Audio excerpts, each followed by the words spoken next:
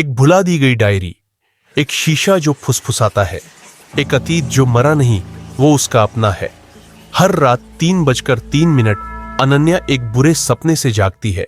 कमरा 303 वो सब याद रखता है जो उसने भुला दिया। और शीशे वाली लड़की, वो कोई भूत नहीं, वो अनन्या ही है, किसी और जन्म से। क्या सच्चाई जानने से वो आजाद हो पाएगी या फिर उसकी आत्मा हमेशा के लिए फंस जाएगी? लड़कियों का वो पीजी शहर के किनारे खड़ा था। उसकी फीकी बेज दीवारें बेरंग और मामूली सी लगती थी। अनन्या चरचराती सीढ़ियों से ऊपर अपने नए कमरे 303 तक पहुंची। दरवाजा जब खुला तो अंदर का कमरा एकदम स्तब्ध सा लगा, जैसे वह सिर्फ उसी का इंतजार कर रहा हो। कमरा 303 में उसकी पहली रात बेहद खामोश थी, इतनी कि डर लगने लगा। पर ठीक 3:03 पर अनन्या एक झटके से जाग गई। उसका दिल धड़क रहा था, मगर कमरा गुम सा था।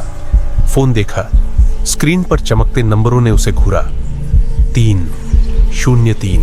दूसरी लड़कियां कमरा 303 के बारे में फुसफुसाती थी, कहती यह शापित है, जहां अजनबी छायाएं और कानाफूसी भरी पड़ी है। मगर अनन्या उनकी बातों को बचकाना समझकर हंस देती। पिछली किराएदार की छोड़ी हुई चीजों में एक फटी हुई डायरी मिली।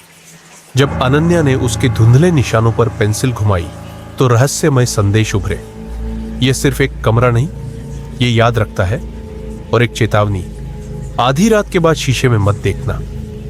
उस रात जब अनन्या अपना एस्से लिख रही थी, उसकी नजर खराब शीशे पर पड़ी। उसकी परछाई ने सामने से देखा, फिर अचानक मुस्कुरा दिया। उसके होंठ बिना आवाज के हिले, जैसे कोई शब्द कह रहे हो। अनन्या जमकर रह गई जब परछाई ने साफ कहा, मेरी मदद करो। अनन्या ने कविता से मदद मांगी, वो बुजुर्ग रहने वाली जो सालों से इस पीजी में थी।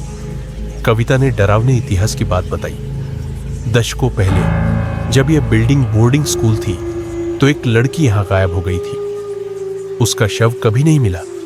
कविता ने सिसक कर कहा। सच जानने की जिद्द में अनन्या ने कमरे की हर चीज छान मारी। तब उसे एक डीली फर्श की तख्ती के नीचे चिट्ठियां मिली। उनके शब्द डरावने थे। रात को दीवारें फुसफुसाती है, मुझे लगता है मैं यहां हमेशा के लिए फंस गई हूं। उस रात फुसफुसाहट शुरू हुई, हर तरफ से आती हल्की सी आवाजें।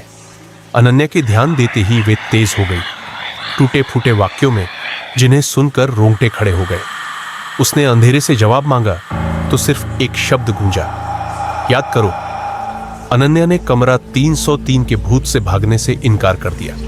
जब छायाएं उसे घेरने लगी और दीवारों से आवाजें आईं, वह जोर से चिल्लाई, तुम हो कौन?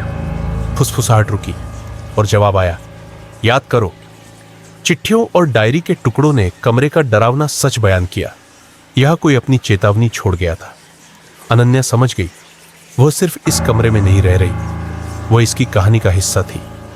आधी रात अनन्या ने फिर शीशे का सामना किया।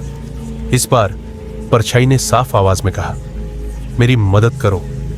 उसकी आवाज खोखली पर बेचैन थी, जैसे कोई दूर से मुक्ति की गुहार लगा रहा हो। जो भी उसे 303 से बांध रहा था, वहां से भागना मुमकिन नहीं था। ठीक 3:03 पर अनन्या के दिमाग में अजनबी यादें उमड़ पड़ी। वो उसकी नहीं थी, मगर डरावनी तरह से जानी पहचानी लगी। भूतिया आकृतियों ने उसे घेर लिया और वह सिर पकड़कर बैठ गई। अचानक अनन्या को सदमे में डाल देने वाला सच पता चला।